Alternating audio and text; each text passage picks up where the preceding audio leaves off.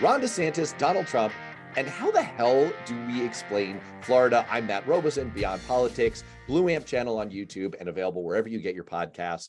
And I am here to introduce you, if you haven't found it already, to the Florida Squeeze. It's already a successful website, but it's about to become absolute must reading with the two leading Republican presidential contenders coming from the swamp. Kartik Krishnaiyer is the proprietor of the Florida Squeeze. He's an outstanding writer, blogger. Let's start off with a little bit of history here. I'm old enough to remember that 2000 election I alluded to a moment ago. And the reason it was a thing was that Florida was politically competitive. That's why the whole 2000 election came down to 500 some odd votes in the state. And then things just got weird. How, to put this delicately, Kartik, how did Florida become batshit crazy? Yeah, as a veteran of the 2000 recount, that's really where I cut my teeth, was those 36 days. I happened to be someone who was on the ground as an executive director of a local party that was in the middle of it and ended up having to deal with, I was in Palm Beach County, by the way, so epicenter, ground zero. But you talk about Florida becoming batshit crazy since then, from this 50-50 state. Largely what happened is the Republicans used their advantages in the legislature, their ability to grind out statewide elections. Remember, DeSantis's reelection in 2022 was the first time a Republican running for governor had gotten more than 50% of the vote since 2006. Yet they've won every governor's election in that period. They've been winning with 49.8, 40. I think Rick Scott got reelected with 47.9. Because Libertarian and other third-party candidates have taken enough of the vote away. They've had a plurality, but not a majority in the state. But they've been able to use that control of the legislature. We know what gerrymandering does. We know what reapportionment, when they control the process, does, to create such an advantage legislatively that they have pushed through the sort of legislation that I think was Karl Rove's wet dream, to defund the left. A lot of this happened when Jeb Bush was governor, so the Karl Rove analogy is apt. Tort reform, breaking the teachers' union through school vouchers, pushing various types of legislation that made it difficult for more liberal people or liberal groups to organize and participate politically. And then as time went on— Is there a demographic change too? Yes, partly because they were able to do that, they were able to trigger the demographic change. Florida became a less attractive place for more liberal people. It became less attractive for young professionals. And then they were being replaced by people who were very attracted to this sort of more conservative, libertarian type mindset, and breaking unions, and it's a right to work state. So that contributed. Right. So I think the demographic change, maybe some of it would have happened naturally anyway, but I think a lot of it had to do with legislation and pushing the advantage they developed through reapportionment to remake the state. Is it possible that the fact that Republicans have been on such a winning streak, is that maybe just what statisticians would call spurious correlation? Because so many of these victories have been so narrow that it looks like there's a pattern, but really Democrats have just drawn unlucky. Yeah, there's some of that. And I have to say, part of it also is, you mentioned the Tea Party.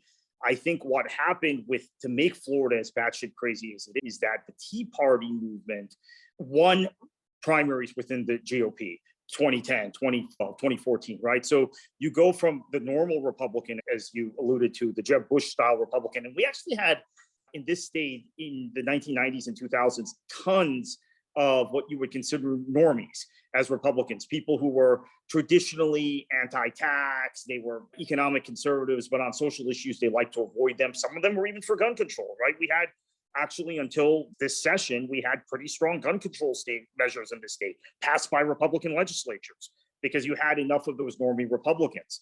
But what ended up happening is they started losing GOP primaries to Tea Party types. And then that just accelerated with the MAGA movement, the Matt Gaetzes of the world.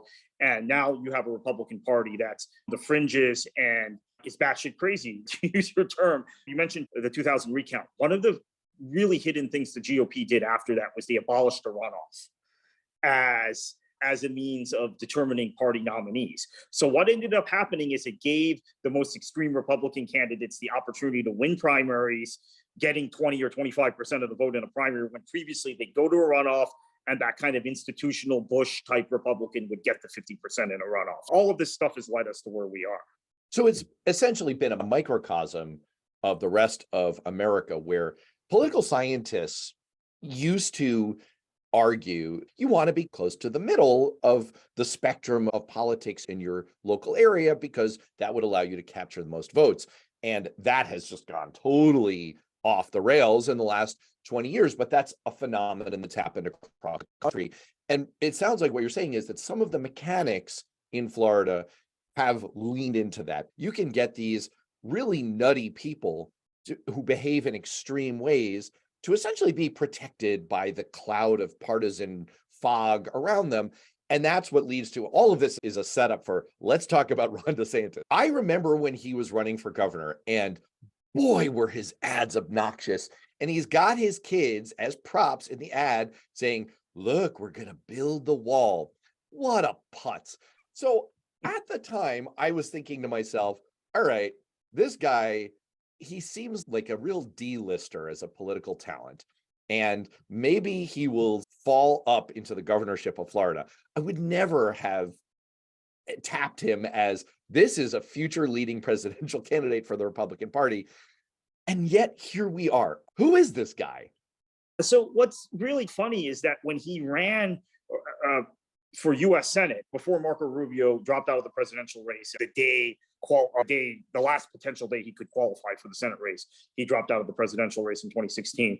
DeSantis was getting zero traction in that Republican primary against some very more established Republican names. He was this guy that very much a beneficiary of what we talked about with the primary. When he got elected to Congress, he was this FedSoc lawyer who got through a primary because he didn't have to get 50% and was just this awkward character. Even people in his district would say that. Even Republicans in his district would mock the guy. And he got through 2018 because I think the political establishment was asleep. The Republican establishment in this state, and there's no coincidence you have so many never Trump Republicans that have come out of Florida, people like former Congressman Dave Jolly, among others. I don't think really understood the dynamic of the ability of a MAGA candidate to win a primary for governor. And he won that primary against the establishment candidate, against Adam Putnam, who had served in office from the time he was 21 onward. He was a former classmate of mine at the University of Florida, Congressman Putnam was. And someone I will say who has some talent. He has some intelligence. And as a former congressional staffer, you can tell people who are like at the staff level, we have shorthand to refer to members of Congress. Like back when there were earmarks and people were just there to you'd refer to certain members of Congress like that one's just a porker, like as if they were like, they're just here. They're a product of a machine. It was their turn. It's like the Eddie Murphy movie, The Distinguished Gentleman. Maybe someone died and they happened to share the same name. But then there were people who have something going for them. Like they're smart, or they're personable, they're a great retail politician. You can tell that there's a talent there. And Adam Putnam, who hasn't really panned out for him, he rose in Republican leadership in the US House, and then it went south. Didn't he end up as like agriculture commissioner? Yeah, and actually, what happened to him in the House may be instructive to this whole conversation, right? He gets ousted after the 2008 election. The GOP conference replaces him with Mike Pence. And that kind of tells you the direction of the GOP. And it's something that, and I think John Boehner, at that point, they had to anticipate it, what was coming. That brilliant point. No, you know what? I had forgotten that. That's exactly right. And so you have this guy, but again, he's talented. There's just not a place for him. Look, I was working politically in New Hampshire, and there's a former congressman. He came up on the show yesterday, Jeb Bradley. He's now the state Senate president in New Hampshire. And look, I worked in the state Senate. I had a Crash Davis career. I went from working at the congressional level to the state Senate level. And so when I was working in the state Senate, there were a lot of talented people. Don't get me wrong. I'm not denigrating any of the state senators. But Jeb Bradley is someone who you can tell when you talk to the guy. Here is someone who is intelligent, who has a great memory. He's good with people. He connects dots. He's got some charisma. And you can tell that he's just a talent level that's a cut above, but there was no place for him in today's Republican Party in Congress. And so now he's the state Senate president in New Hampshire. Putnam strikes me as a guy like that. But anyway, we're way off track. We were talking DeSantis. Yeah, but it's very important to talk about Putnam because you understand the kind of establishment Republican that Republican leadership in this state still thought was the kind of essence of the party. Right. Then you have this guy come out of right field, basically, and knock him off in a primary. I see what you did Trump's there. Endorsement. Nice. Yeah, with Trump's endorsement. And he ends up being somebody that establishment Republicans became so fearful of because DeSantis is a guy that has very little in the way of personal charisma. He has very little of the qualities you talk about in a guy like Jeb Bradley or Adam Putnam, the retail politics, the memory, institutional memory, right? This is something that stripped DeSantis up time and again. He might be this FedSoc trained guy who's been indoctrinated in their strict constructionist view of the US Constitution, but he actually knows very little about the state of Florida. And He doesn't know state law very well. He doesn't know our state constitution very well. So there's been this effort by him to roll over the GOP establishment. And what's happened is so many of them have either become marginalized or they've just fallen in line thinking, okay, this is a flavor of the month. It's going to pass. We will be able to reassert ourselves. It's the same naivety we saw on the national level with the people who said, okay, Trump is just a temporary thing. We'll get what we want. We'll get 3 Supreme Court justices, blah, blah, blah. And then things will be normal again. A lot of people in Florida made the same mistake with DeSantis. I want to set up a video that we put out on the Blue Amp channel yesterday about how Ron DeSantis has stepped on not one, but 2 rakes in the last couple of weeks, and really painful face smacks that were goals for the guy. But I want to get to that via an observation that you made on the Florida squeeze a couple days ago. You were writing about Ron DeSantis, and you wrote, great writing, by the way. You were right at the top of the show. You are a writer.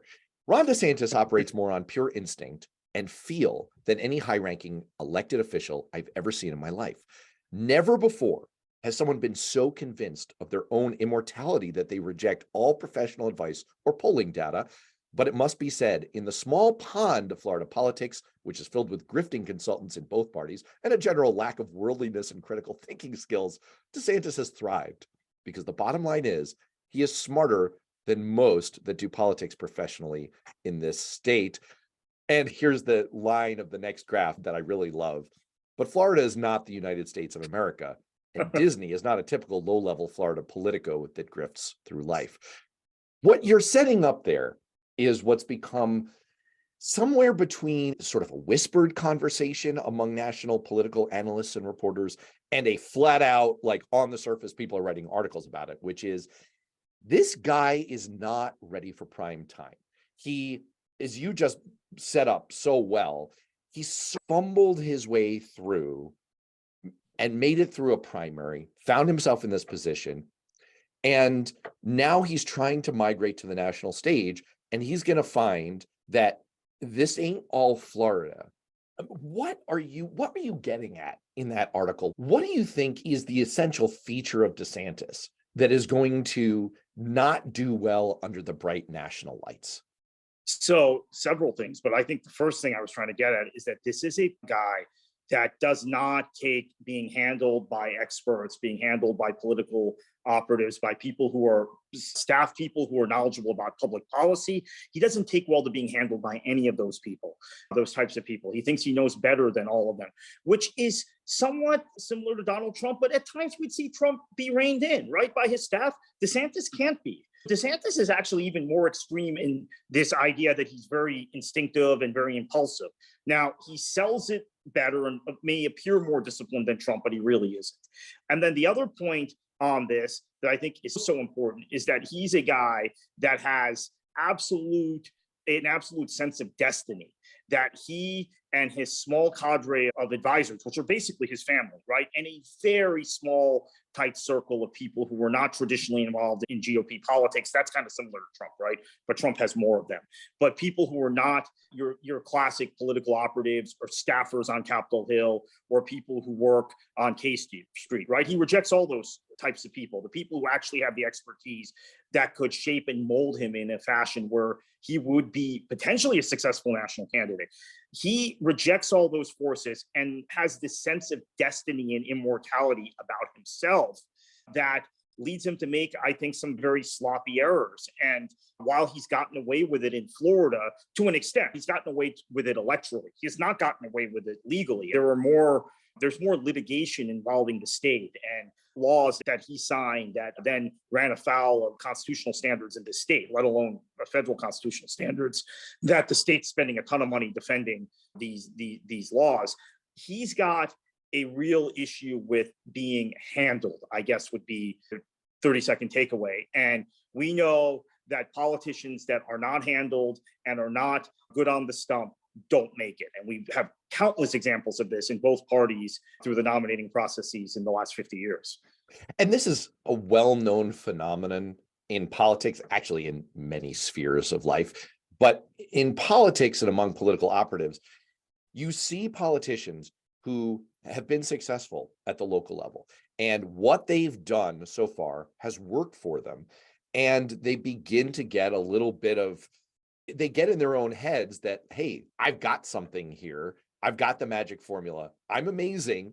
And I'm just going to keep porting this up the chain of levels of elected office. And it's not often true. Sometimes people are such incredible political talents. Barack Obama being an example, like this was a guy who was an amazing political talent, but he was also smart enough to hire David Axelrod, political professionals who could get him where he wanted to go.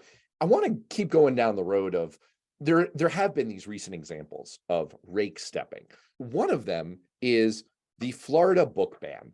Now, I know he's been doing a lot of, it's not really a book ban. That's all fake news, blah, blah, blah.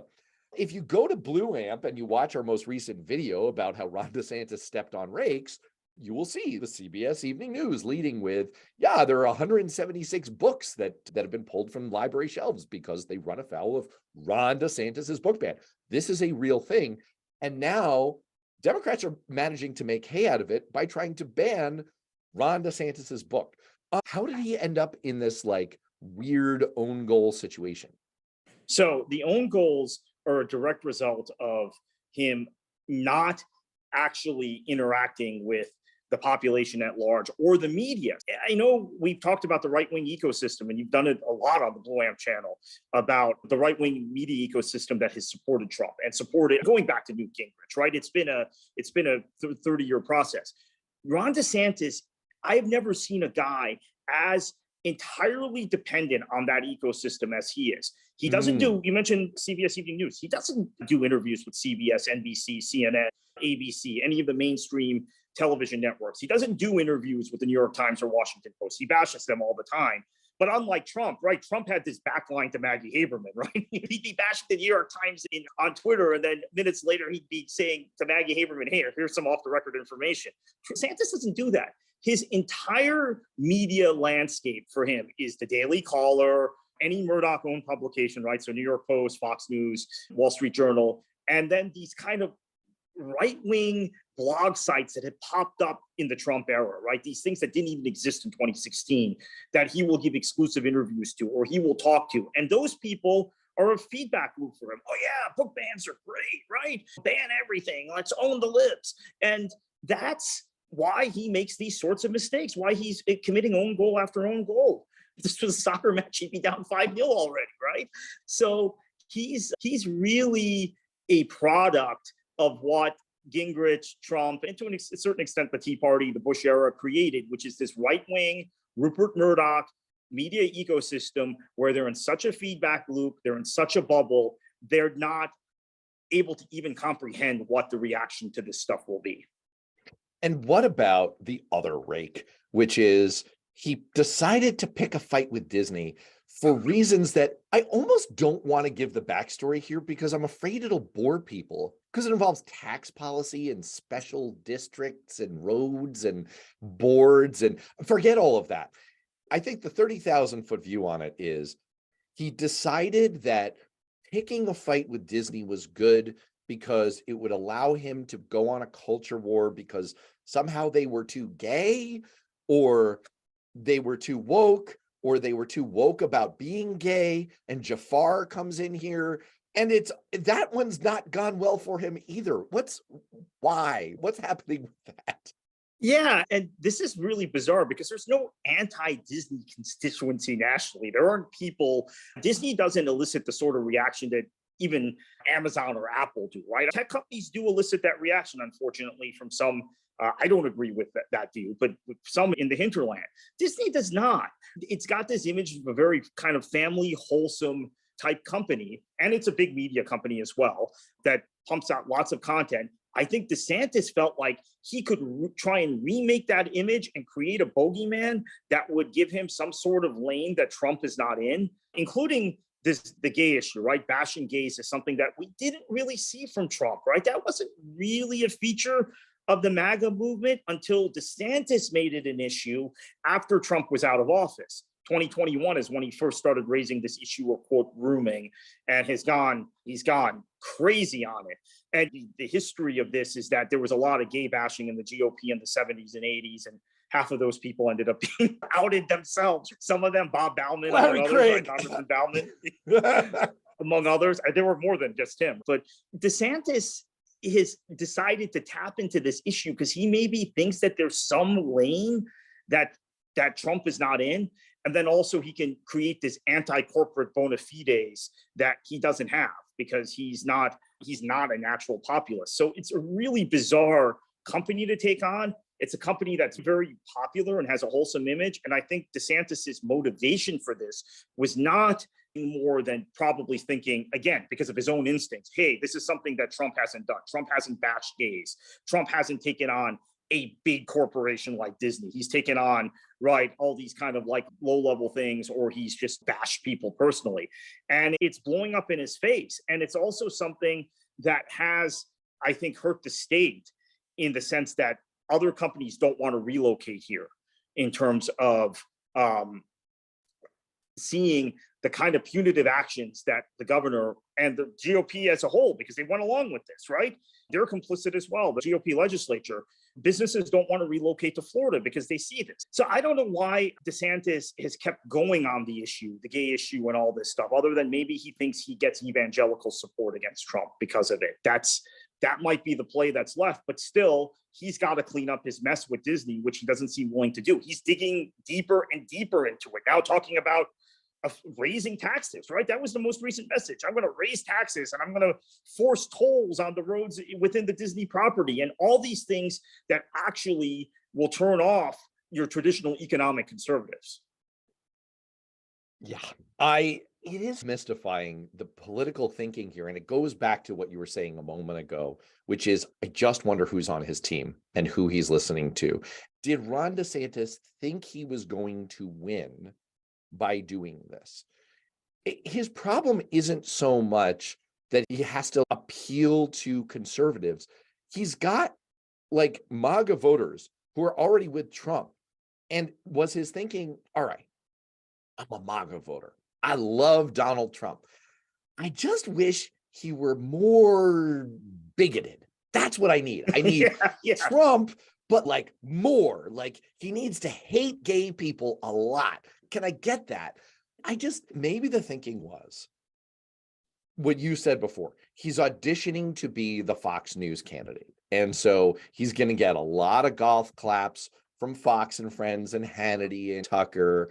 And so maybe he needs to win that constituency first, but it is baffling. Here's another angle that you've written about on the Florida squeeze that I think is interesting, is that his economic record in Florida is a lot crappier than he's talked about or that it might seem on the surface. Bill Scher got into this in Washington Monthly, where he asked the question, is Ron DeSantis the Republican Michael Dukakis. What is that economic record, and why is that not ready for prime time either?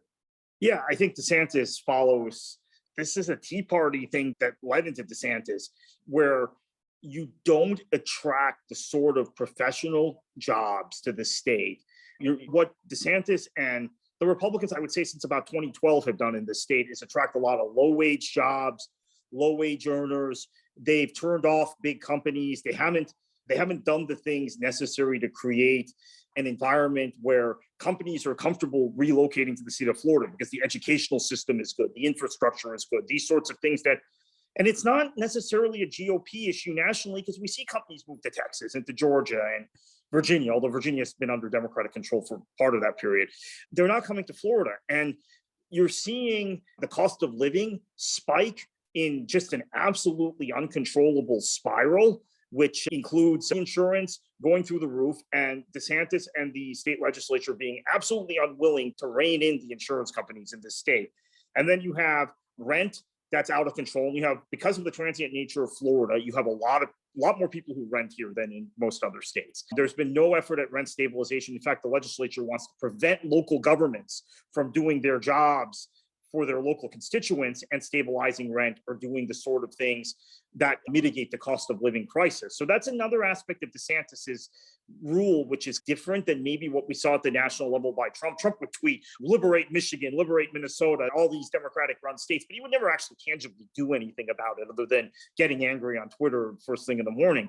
DeSantis has worked meticulously, I would say, to try and preempt the prerogatives of local governments in urban areas that are controlled by Democrats to make sure they can't do the sort of things to benefit their residents, the people who vote for them, and put local governments into office that they want, whether it's economic stuff like rent stabilization and insurance and cost of living, or even social issues like guns. They want to preempt local authorities from doing anything about guns or COVID.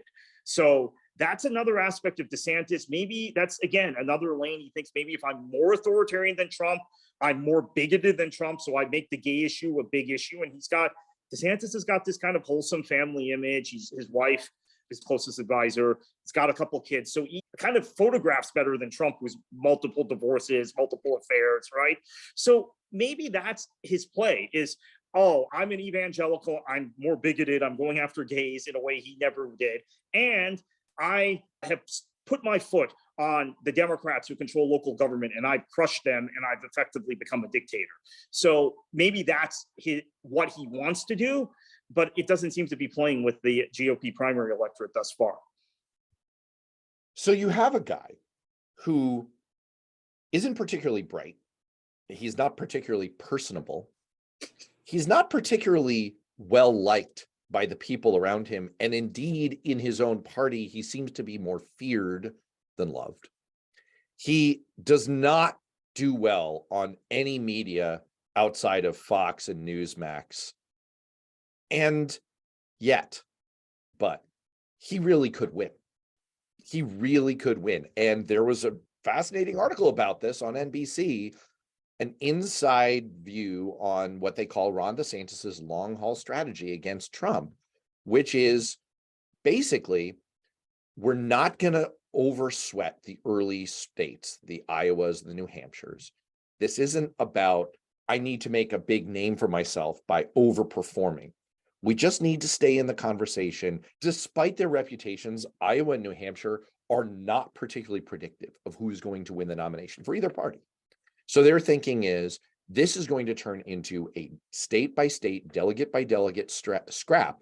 And they think that whatever team he's assembled knows those delegate rules, knows those relationships, the idiosyncrasies locally better than the Trump team, and that they're going to eke this out. So that's one pathway here. The other pathway seems to be they're kind of not against the idea that Trump is going to implode legally, and that finally the fever will break in the Republican Party, and enough MAGA people will say a real version of my joke a moment ago. It's, I'm done with Trump.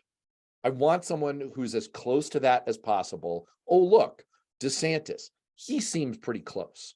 What are his odds? That's a risky strategy, but perhaps they can pull it off because, again, there's all these institutional advantages for Trump in Iowa and New Hampshire, right? And that's something that maybe DeSantis wisely has realized he can't overcome. The delegate relationships, we've seen this.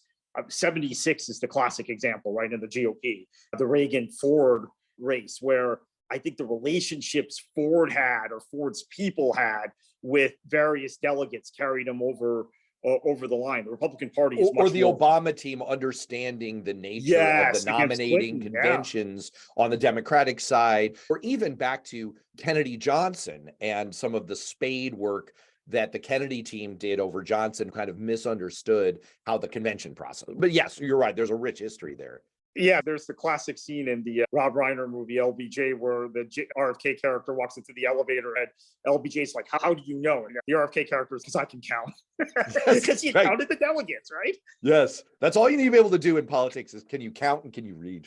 That's it. So it is a plausible strategy, but I think what it would depend on is DeSantis winning big in the South, right? It would depend on him keeping his home territory of Florida, where Trump is a home kind of candidate also, as you mentioned at the outset, and maintaining those delegate relationships and hoping the caveat is if Trump implodes and the fever breaks. Now, we've seen in this kind of condensed primary calendar, things happen really quickly, right? Momentum carry people over the line quickly. We saw it with Biden in 2020. We saw it in 2012 with Romney when it looked like there were 8 to 10 different potential GOP candidates. He comes out of Iowa and New Hampshire really strong, cruises to the nomination. So it can happen, but I just think it's not. I think it's a strategy of someone who doesn't feel very confident going head to head in the arena with Trump. And to think after 8 years, or the 8 years at that point, 7 years at this point, that the fever is going to break in the Republican Party among the Republican electorate is hopelessly naive.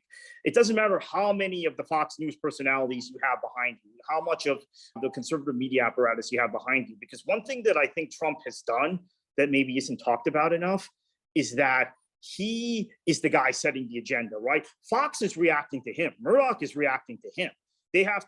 Trump says something stupid not on Twitter anymore, on Truth Social, and they have to parrot it, right? He's setting the agenda.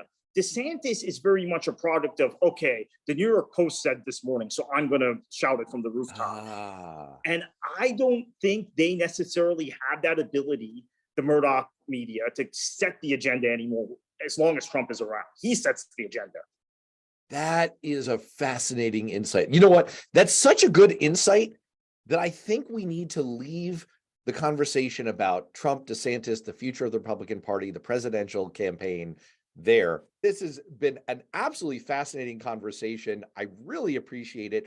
I hope people will check out and subscribe to the Florida Squeeze. You will learn a lot, and it will be a resource you'll be very happy to have as we go through the crazy next 18 months. Great. Thank you so much for having me.